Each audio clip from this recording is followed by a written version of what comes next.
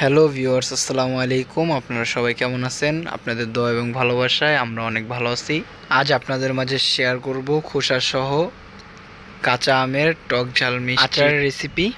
ভিডিওটি না টেনে চলুন দেখা যাক পুরো রেসিপিটি।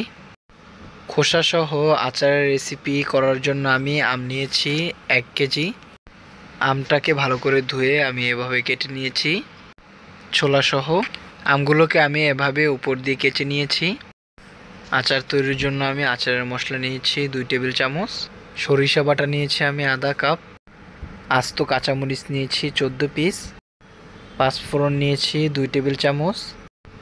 এখন একটি কড়াইতে আমি পানি নিয়েছি পরিমাণ মতো। পানিটার মধ্যে আমি লবণ দিয়ে নিচ্ছি 1 টেবিল চামচ, হলুদ গুঁড়ো দিয়ে নিচ্ছি পানির মধ্যে 1 চা চামচ। হলুদ ও লবণটাকে নেড়েচেড়ে পানির সাথে ভালো করে মিশিয়ে নিচ্ছি। এখন পানিটাকে জাল করে নিচ্ছি বলক না আসা পর্যন্ত।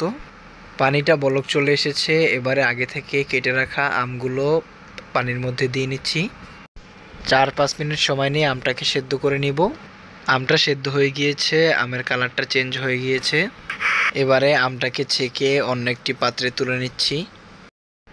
এখন একটি কড়াইতে সরিষার তেল দিয়ে নিচ্ছি 300 ml। আস্ত 4টা শুকনো মরিচ ভেঙে টুকরো করে দিয়ে নিচ্ছি। এখন মরিচটাকে 1 মিনিট সময় নিয়ে নেড়েচেড়ে তেলের মধ্যে ভেজে নিচ্ছি। তেলের মধ্যে রসুন কোয়া দিয়ে নিচ্ছি 12 পিস। 2-3 সেকেন্ড নেড়েচেড়ে তেলের মধ্যে রসুনটাকে ভেজে নিব। তেলের মধ্যে আস্ত পাঁচফোড়ন দিয়ে নিচ্ছি 2 টেবিল চামচ। কম আঁচে পাঁচফোড়নটা 1 মিনিট সময় নিয়ে ভেজে নিব ফ্লেভার না আসা পর্যন্ত। আস্ত কাঁচামরিচ দিয়ে নিচ্ছি তেলের মধ্যে 12 পিস।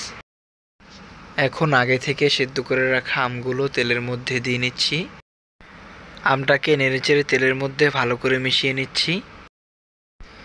আমের মধ্যে আদা ও রসুন বাটা দিয়ে নিচ্ছি 1 চা চামচ।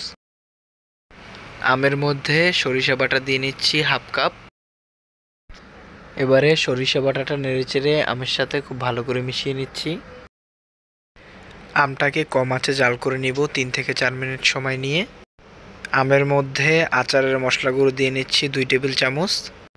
মশলাটাকে আমের সাথে ভালো করে নেড়েচেড়ে মিশিয়ে নিচ্ছি। কম আঁচে আচারটাকে জাল করে নিব 15 মিনিট সময় নিয়ে। আমের মধ্যে চিলি ফ্লেক্স দিয়ে নিচ্ছি 1 চা চামচ। চিলি ফ্লেক্সটা আমের সাথে ভালো করে নেড়েচেড়ে নিচ্ছি।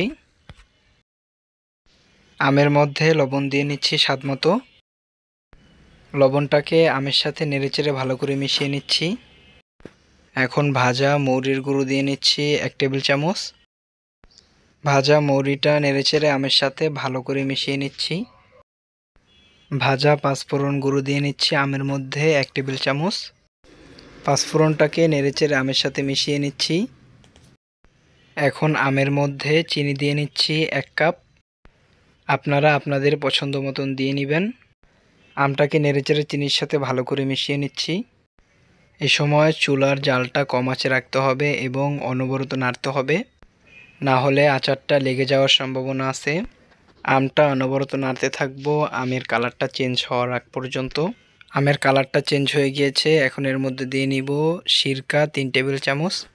আচারটা রেডি হয়ে গিয়েছে। সিরকাটা দিয়ে 1 মিনিটের মতো কম আঁচে আমের সাথে নেড়েচেড়ে ভালো করে মিশিয়ে নিচ্ছি। আচারে সুন্দর একটা কালার এসেছে এবং অনেক সুন্দর ফ্লেভার বের হয়েছে। তৈরি হয়ে গেল খোসা সহ কাঁচা আমের আচার। এটি আপনারা খিচুড়ি, বিরিয়ানি সব কিছুর সাথেই খেতে পারবেন। আচারটা খেতে অনেক মজা হয়েছে। আপনারা চাইলে কাঁচা আম দিয়ে এই রেসিপি ফলো করে এভাবে আচারটা বানিয়ে নিতে পারেন। কে কে কাঁচা আমের এই আচারটা পছন্দ করেন অবশ্যই আমাকে কমেন্ট করে জানাবেন। ইউটিউব চ্যানেল থেকে দেখলে চ্যানেলটি সাবস্ক্রাইব করবেন ও ফেসবুক পেজ থেকে দেখলে পেজটি ফলো দিয়ে আসবেন। আজকের রেসিপি এই পর্যন্তই। সবাই ভালো থাকবেন, সুস্থ থাকবেন। আসসালামু আলাইকুম, আল্লাহ হাফেজ।